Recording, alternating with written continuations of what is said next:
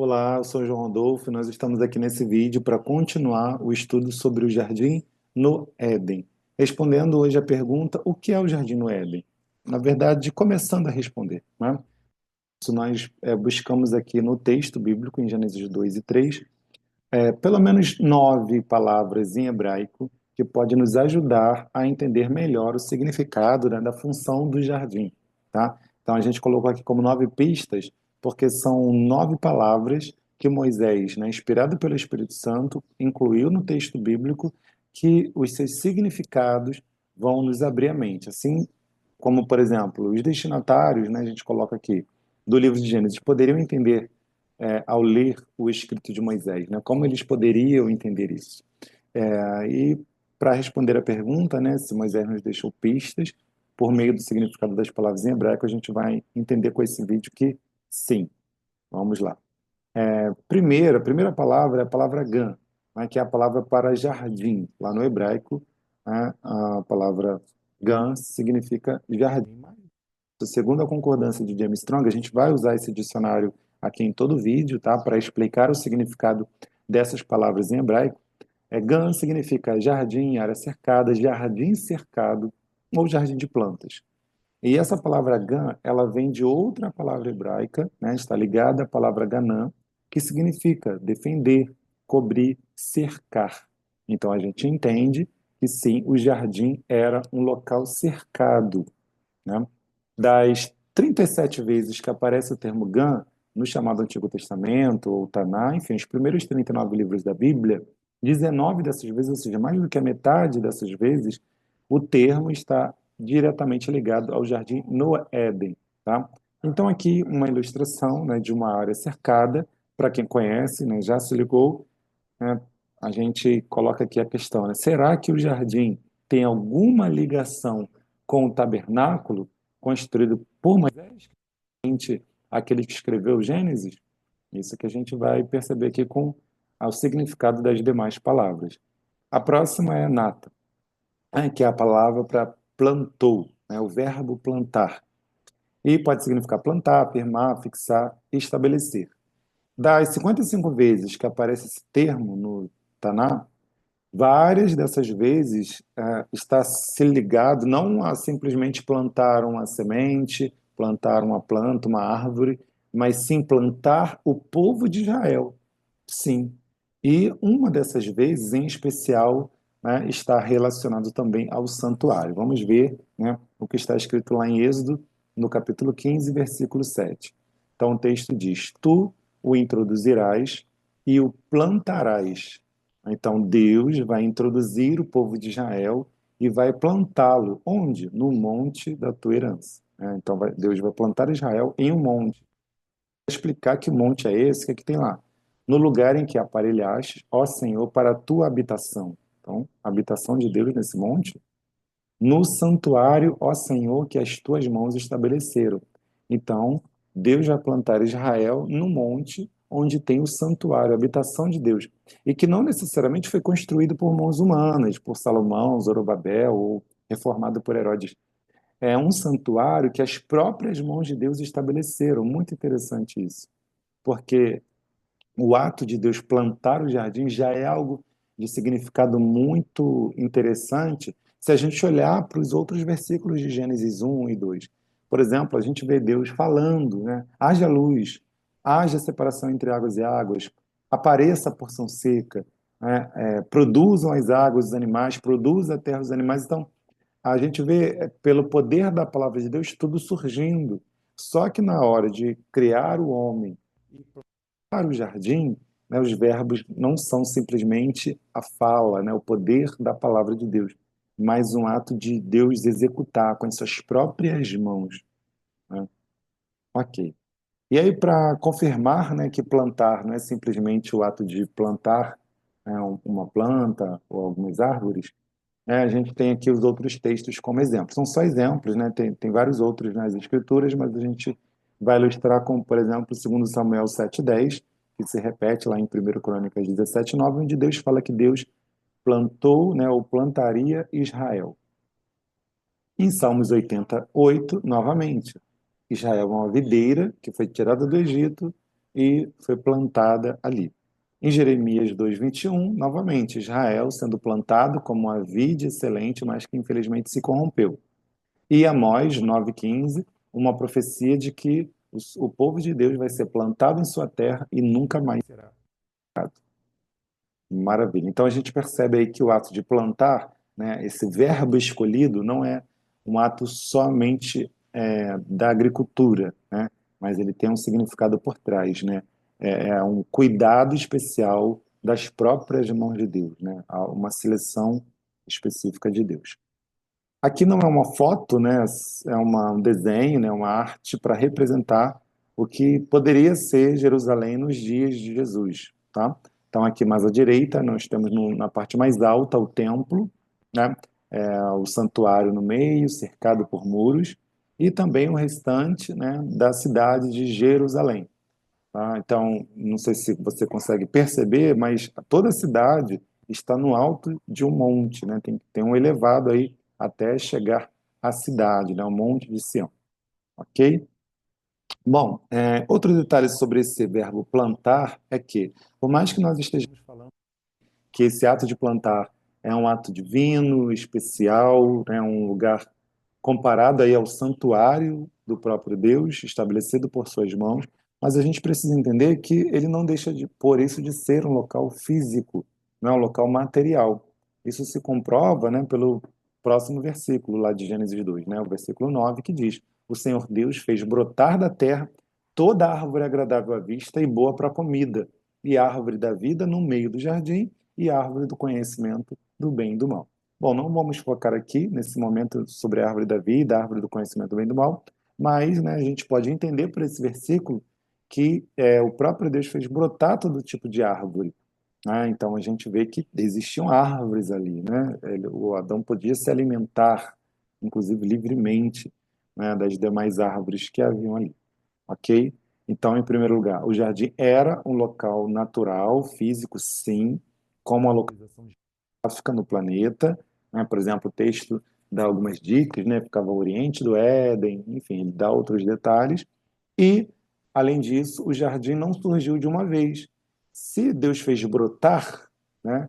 Então isso dá a entender que levou-se um tempo para que essas árvores crescessem e gerassem frutos, né? Então, se a gente consultar, né, existem algumas árvores aí, não sei se eu posso falar a palavra simples, menores, enfim, que levam de 6 meses a um ano para começar a dar frutos. Já outras não, vão dar frutos só depois de 2, 5 anos, né? Então é importante respeitar esse processo. Ainda que a gente leia Gênesis, parece que tudo aconteceu muito rápido, né? Deus criou Adão, depois criou a mulher, os dois correram para a árvore, comeram do fruto, foram expulsos. Mas não é assim, né? A Bíblia está resumindo. Adão viveu muito tempo, né? Inclusive pode ter vivido muito tempo ali em contato com esse jardim plantado pelas próprias mãos do Senhor, ok?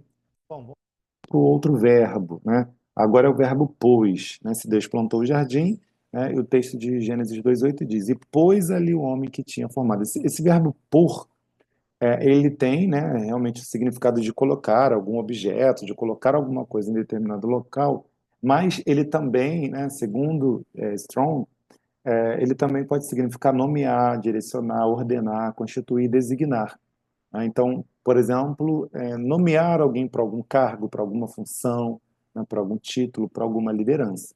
Então, para comprovar isso, né, a gente vai usar também alguns textos.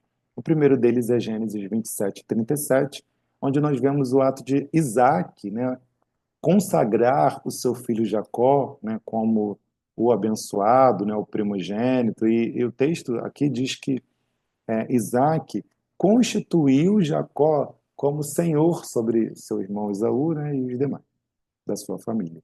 Então, esse ato de pôr Jacó como senhor, né, é um ato de constituir, nomear ele como senhor. Tá? Já em Gênesis 45:9, vemos José. José, que foi o grande governador do Egito, né, só o faraó, quando estava no trono, era maior do que ele. E José entende, né? Deus me pôs por senhor em toda a terra do Egito. Olha aí o pôr de novo, né? Então, o ato de pôr Adão no jardim não é só de colocar ele lá dentro, né? Mas de constituir ele com alguma função, alguma tarefa, algum desafio. Agora, Êxodo, perdão. Êxodo 2:14. fala sobre a briga dos dois hebreus, quando Moisés chega para interferir, e eles falam, né? Quem te pôs por príncipe e juiz sobre nós? Então, é novamente o por associado aí a uma nomeação, a uma consagração. Então, Êxodo 18, 21, já, né, vamos ler o texto todo, né? Moisés recebe um conselho. Procura dentre o povo homens capazes, tementes, homens de verdade, que aborreçam a avareza. E aí ele diz, né? Põe-nos sobre eles por chefes de 1.000, chefes de 100, chefes de 50, chefes de 10. Então, esse ato de Moisés distribuir a sua liderança com esses homens, né? É o ato aí de pôr também. Tá? E por último, aqui, em Números 4:19, o próprio Arão e os seus filhos sendo separados para o sacerdócio, né, eles sendo consagrados como sacerdotes, existe aí novamente o termo por, né, onde diz, né, lhes designarão, né, o seu serviço. Então, maravilha, esse termo por, ele vai além do que simplesmente Adão entrar num jardim, né, mas ele ser nomeado a alguma função. E aí, né, tem a pergunta, né, Adão jardineiro, será que Deus colocou Adão ali para ser um simples jardineiro? Não tem problema de Adão colher dos frutos, né, colher de sementes, enfim, cuidar de alguma parte mais física, né, já que o jardim é físico, e, enfim, compartilhar, tanto no jardim quanto fora dele, compartilhar com a sua família, né, de sementes, frutos, etc. Né? Mas só que seria só isso. Adão precisaria entrar no jardim para ali ele exercer essa função de jardineiro, de agricultor, ou ele poderia fazer isso lá fora? O que que Deus separou para Adão ali dentro do jardim? Né? Eis a questão. Então, para responder isso, né, ou começar a responder, a gente pode ver Gênesis 1:28, né, quando Deus cria Adão, a Bíblia diz que Deus abençoou e disse, né, frutificar e multiplicar e encher a terra. Bom, essas características, né, essas ordenanças de Deus sobre o seu filho aí, é que ele deveria frutificar, ou seja, gerar filhos, multiplicar, ou seja, gerar netos, bisnetos, tataranetos, e encher a terra, né? Encher toda a terra.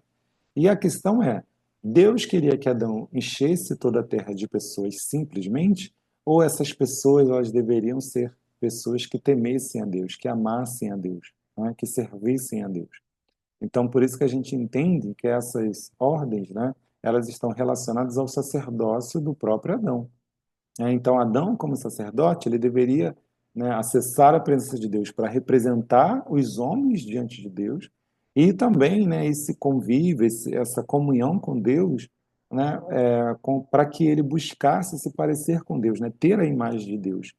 E assim, né, representando os homens diante de Deus e buscando nessa comunhão e se parecer com Deus, ele voltaria, né, para o seu povo, para a sua família, e aí orientaria, né, ministraria, serviria aos homens para que eles também, a imagem de Deus, né, para que eles também reproduzissem, né, uns para os outros, né, até os confins da terra, né, esse sacerdócio santo, ok?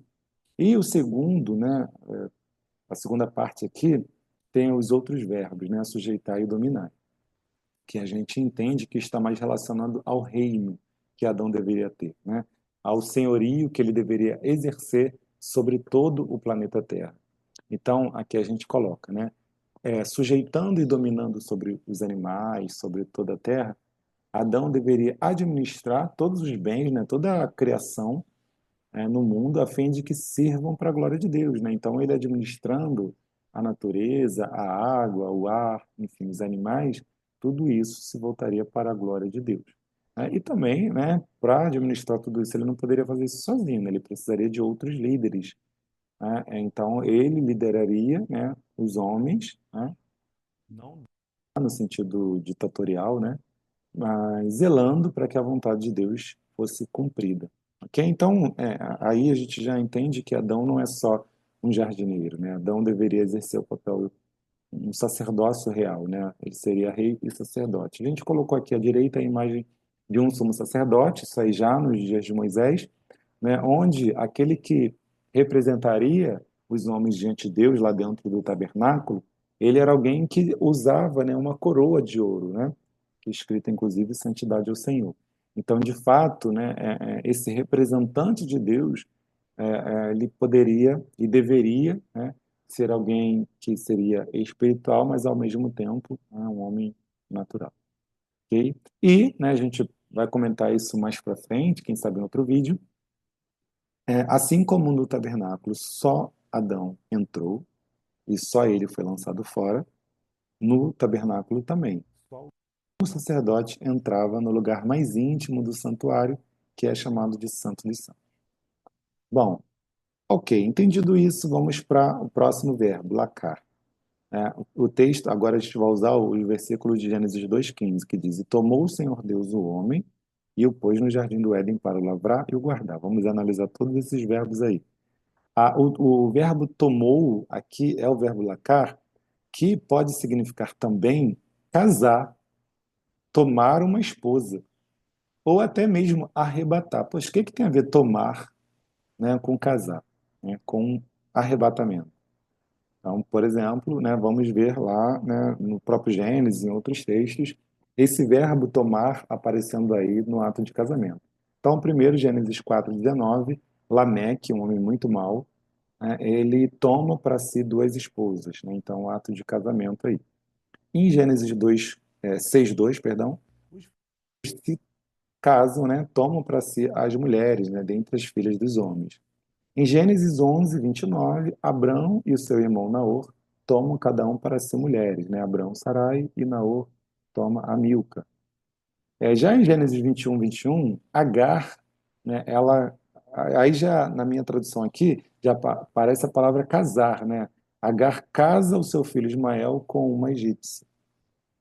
E, por último, né, Gênesis 24:4, nesse capítulo, né, de Gênesis 24 vai aparecer várias vezes esse termo lacar, né, relacionado que é o ato de o servo de Abraão, né, tomar uma esposa para o filho Isaque. Tá bom? Então, esse termo tomar, sim, está ligado ao termo de aliança, né, de fazer uma aliança. E o termo arrebatamento, onde aparece? Gênesis também 5:24. Então, mesmo Moisés que escreveu Gênesis 2, Moisés que escreveu Gênesis 5. E ele usa o termo lacar para falar, né, de Deus tomando Enoque, né? Então o texto diz aí: andou Enoque com Deus e já não era, porque Deus o tomou para si, né? Então Enoque foi levado. E também esse mesmo termo vai aparecer no segundo Reis, capítulo 2, também diversas vezes, a gente colocou aqui algumas, né? Nos versículos 3, 5, 9 e 10. Todos eles se referindo ao que aconteceria com o profeta Elias, onde ele seria tomado por Deus, né? Seria levado deste mundo. Tá? Então, embora a gente entenda que o jardim é um local físico, mas ao mesmo tempo a gente entende que ali era um lugar especial, né? Que não dava simplesmente para acessar com os pés, né? Embora desse, mas existia algo muito maior ali dentro, né? A gente coloca aqui, ao ser tirado da terra de que fora tomado para acessar o jardim, Adão estava acessando um local físico, sim, como a entrada ao oriente, plantas, árvores e tudo mais. Porém, o termo tomar, né, que significa casar ou arrebatar, dependendo da situação, confirma que ali não era um simples jardim, né? Ali havia uma representação espiritual muito importante. E ao entrar, ele estava aceitando a proposta de se aliançar com Deus. E aqui a gente coloca um texto que, de alguma forma, é paralelo, lá no chamado Novo Testamento, 2 Coríntios 12, nos versículos 3 e 4, onde o apóstolo Paulo vai dizer: Eu sei que o tal homem, se no corpo, se fora do corpo, não sei, Deus o sabe, foi arrebatado ao paraíso e ouviu palavras inefáveis que ao homem não é lícito falar. Então, né, aqui quando ele fala o tal homem foi arrebatado ao paraíso, a gente associa diretamente com Gênesis 2, não tem como. Adão ao jardim. Então, é um ato divino, né? É mais uma ação divina. Não é só entrar por um jardim físico, mas é o ato de Deus conduzi-lo ao algo maior que poderia haver ali. Tá? Então, de alguma forma, Adão estaria acessando a manifestação da presença de Deus, sim, num santuário espiritual, ok? E aí a gente vai continuar meditando em outros verbos para a gente entender melhor. O próximo verbo aqui, né, a gente falou do tomou, agora a gente vai falar do pôs. Embora o verbo seja o mesmo, né, que aparece lá no versículo 8, mas esse pôs aqui é diferente, é um outro termo hebraico, né, yanar, que significa no hebraico descansar, repousar ou ficar calmo. Poxa, né, o que que tem a ver Deus colocar o Adão ali no jardim com o ato de repousar, né? Então, esse termo, ele está totalmente ligado, por exemplo, a Noé, né, Noah, ou a palavra Naham, né? E aí, isso é explicado lá em Gênesis 5, versículo 29, quando os pais de Noé, né, disseram assim, a quem chamou Noé, dizendo, este nos consolará. Então, Noé significa consolo, né? Significa esse repouso, né? Esse deixar calmo, tá? Então, entenda que o ato de Deus colocar o Adão no jardim, né? Esse pôs aqui, não é o mesmo descanso para o Shabat, né? O sábado, o sétimo dia, né? O ato de Deus descansar. Mas a gente percebe que estão totalmente ligados, tá? A gente vai entender usando, por exemplo, Hebreus no capítulo 4. Olha só o que o Hebreus 4 nos diz e vai conectar com o que a gente já falou até aqui. Tá? Olha o que diz o texto. Embora as suas obras, né, aqui está falando sobre o ato de Deus, né, lá em Gênesis 2, né, desde a fundação terem sido acabadas, né, porque em certo lugar disse assim do dia sétimo, e repousou Deus de todas as suas obras no sétimo dia. Então aqui está falando, ele está ligando a palavra repouso com o descanso do sétimo dia. Tá? Então, o repouso do sétimo dia está lá nos versículos 3 e 4 do capítulo 4 de Hebreus. E aí o escritor continua. E outra vez nesse lugar não entrarão no meu repouso. Agora, ele está ligando o descanso de Deus no sétimo dia a um repouso futuro do povo de Deus, né? Ele diz que o povo de Israel que murmurou, que pecou no deserto, né, não entraram e não vão entrar no repouso de Deus. Então, existe um repouso futuro, segundo o versículo 5. E aí ele continua, porque se Josué lhes houvesse dado repouso, não falaria depois disso de outro dia. Portanto, resta ainda um repouso para o povo de Deus. E aí, novamente, ele liga o descanso do sétimo dia, descanso futuro, com o ato de o povo de Israel entrar em Canaã, entrar na terra prometida. Então, a Canaã está de alguma forma, né, ligada a esse repouso de Deus. Lembra lá quando a gente citou Êxodo, o fato de Deus plantar Israel no Monte Santo, onde haveria o santuário? Enfim, esses textos eles se conectam, né? E por último aqui ele vai dizer, né, porque aquele que entrou no seu repouso, ele próprio repousou de suas obras como Deus das suas. Então ele está falando de alguém que já entrou nesse repouso, como Deus repousa desde o sétimo dia. E ele está falando então aqui do repouso do Pai e do repouso do Filho. Se a gente continuar lendo Hebreus 4, a gente vai entender que é de Jesus que ele está falando quando ele entra aos céus e se assenta à direita de Deus. Ok? Então a gente percebe, gente, que esse ato de Deus repousar Adão no jardim, né, é um ato ligado ao sétimo dia, tá? Então, por exemplo, no comecinho aqui da tabela, nós temos o ato de Deus criar Adão no sétimo dia e seguindo a coluna, né, descendo a coluna, o ato de Deus descansar no sétimo dia. E aí a gente vai para a segunda coluna, né? Em Gênesis 2 tem lá Deus formando o homem, né?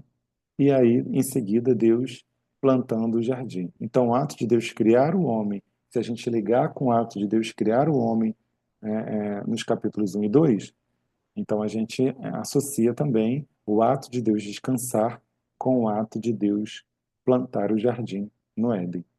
Então, maravilha.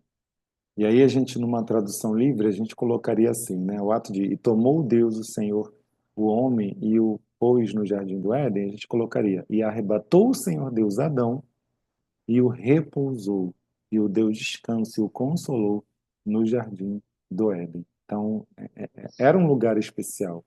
Era um lugar onde Adão ia gozar de algo muito especial que ele precisaria, ok? Então vamos lá. depois que Deus coloca Adão ali, né, qual é essa função, qual é a finalidade dele estar ali? E aí, nas traduções, na maioria das traduções de Gênesis 2:15, se não for todas no português, está a palavra lá lavrar. Só que esse termo lavrar, ele ele não necessariamente está correto, né? Porque no dicionário, essa palavra, bad, no hebraico, ela pode se referir a trabalhar, trabalho geral, qualquer tipo de trabalho, não necessariamente um trabalho no campo, um cultivo, uma lavoura, agricultura, tá? Então, essa palavra lavrar não necessariamente é a mais ideal aí para esse versículo, tá? Mas sim trabalhar. Deus colocou ele ali para trabalhar. Se a gente pensar dessa forma simples, né? Para executar algum trabalho.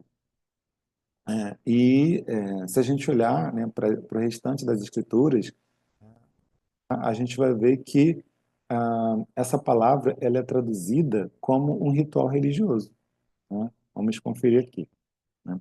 Então, em Êxodo 23, 24, esse termo é traduzido como nem lhes darás culto, dar culto. Então, celebrar um culto, né? Então, não tem nada a ver com lavrar, né? Números 3, nos versículos 7 e 8. Ministrarem, ministrar. Olha só, não tem a ver com lavrar, né? Deuteronômio 4:19, deis culto. Deuteronômio 5:9, darás culto. Juízes 3, tanto no versículo 6, né, rendiam culto. No versículo 7, renderam culto. Segundo Samuel 15:8, prestarei culto. Segundo Reis 10, nos versículos 21, 22 e 23, né, todos os adoradores ou os prestadores de culto, né, enfim. Salmos 106, 36, deram culto. Isaías 19, 21, 23 é traduzido como o adorarão, adorarão, né? Então a gente percebe que esse termo lá para lavrar, ele pode estar totalmente equivocado, né? Então, o próprio Moisés, lá em Êxodo, Número, Deuteronômio, ele dá essa ideia de um trabalho a serviço, né, no culto, tá? E o outro termo, guardar, né, lavrar e guardar. O termo guardar ele também, né, ele é amplo, né, ele pode também, pelo próprio dicionário, significar celebrar, guardar o sábado, guardar a aliança, guardar os mandamentos, cumprir um voto, né, então também ligado a essa parte mais espiritual, tá?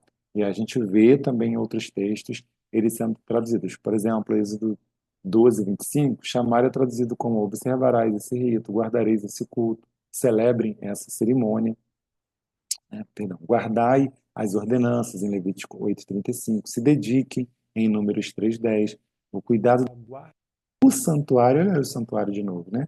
Em Números 3:38, três cuidado em Números 28:2 e adorar, olhar, atentar em Oséias 4:10. Então, guardar aqui seria, por exemplo, exercer um ministério, né? Um serviço de culto com diligência, com cuidado, com atenção, ok? A próxima palavra, né, já está em Gênesis 3, né? Já é a conclusão ali, né, a saída de Adão do jardim. Aparece o termo aí, né, lançou, né? O Senhor Deus, pois, lançou fora do jardim do Éden para lavrar a terra de que fora tomada. Então, o ato de Deus lançar fora Adão é o verbo shalar, né, que, por exemplo, né, é a mesma palavra para se divorciar na Bíblia. Olha que interessante, né?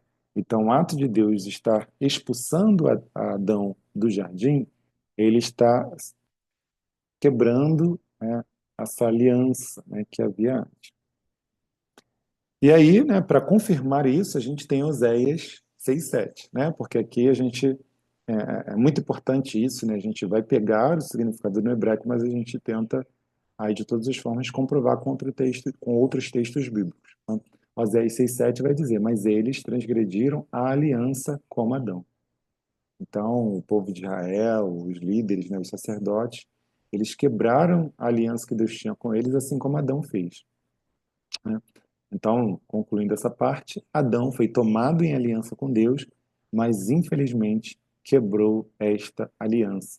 Novamente, o jardim não é um local comum. O jardim é um local de aliança, de comunhão, de intimidade com Deus, um lugar de acessar a presença de Deus. Pelo menos deveria ter acontecido isso, né? Não necessariamente aconteceu. Vamos lá. Por aqui. nesse vídeo é Chacã, né? Vai aparecer em Gênesis 3, versículos 24, agora não relacionado ao Adão, mas sim aos querubins. Vamos ler aqui o texto.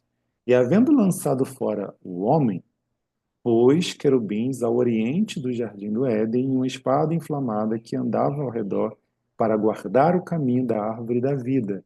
Então, esse termo para pôs os querubins, tá vendo? Aparece o verbo de novo, pôr, mas já um terceiro verbo no hebraico, né? Quando a gente lê no português, parece tudo a mesma coisa. Mas esse verbo aqui, pôr, no hebraico, ele já tem um significado de instalar, habitar, residir, morar em tenda. Não é morar numa casa fixa, é morar numa tenda. Ah, e a gente confirma isso com a própria palavra Mishkan. Se você olhar, conferir, né, esse código, né, essas letras em hebraicos aqui embaixo, né, do lado de Mishkan, com os códigos que estão acima, lá, Mishkan, você vai ver que são as mesmas letras, só tem uma letra a mais, né? Por isso o Mish, né, o Mi, que significa, né, na Bíblia, tabernáculo, tá? Então, só para dar um exemplo, né, da primeira vez que aparece essa palavra Mishkan, né, está lá em Êxodo 25:9, onde diz: segundo tudo o que eu te mostrar, para modelo do tabernáculo. O que que tem a ver jardim com tabernáculo? O que que tem a ver jardim com querubins? É interessante que aqui o ato de Deus colocar os querubins no lugar de Adão, né, quando Deus tira Adão e coloca os querubins ali, não é o mesmo por de Adão, de estabelecer, de designar, de nomear, ou de descansar. Mas esse pôr os querubins aqui denota uma ação temporária, provisória, porque uma tenda é isso, né? Uma moradia provisória, que monta, desmonta, que se muda, né? Que se desfaz. Então, o ato de Deus colocar querubins aqui é um símbolo de que Deus estava colocando os querubins ali até que vamos dizer assim, né, um novo Adão, ou Adão pudesse vir ao jardim e assumir e ser o que o primeiro Adão não foi. Bom, então o tabernáculo, né, aqui físico, né, o jardim físico, seria uma moradia provisória para os anjos. Espero que você tenha aprendido. Você pode, né, assistir esse vídeo várias vezes, parar, anotar, fazer questionamentos para a gente. Tá? Fique à vontade de compartilhar com seus conhecidos, com os irmãos, com pessoas que queiram aprender mais da Bíblia, que amam a Bíblia e queiram conhecer o significado do que é esse jardim no Éden. Espero que tenha sido bênção para a tua vida espiritual, e ore por nós para que a gente possa continuar mais e mais vídeos e textos semelhantes a esse, tá bom? Deus abençoe sua vida e shalom.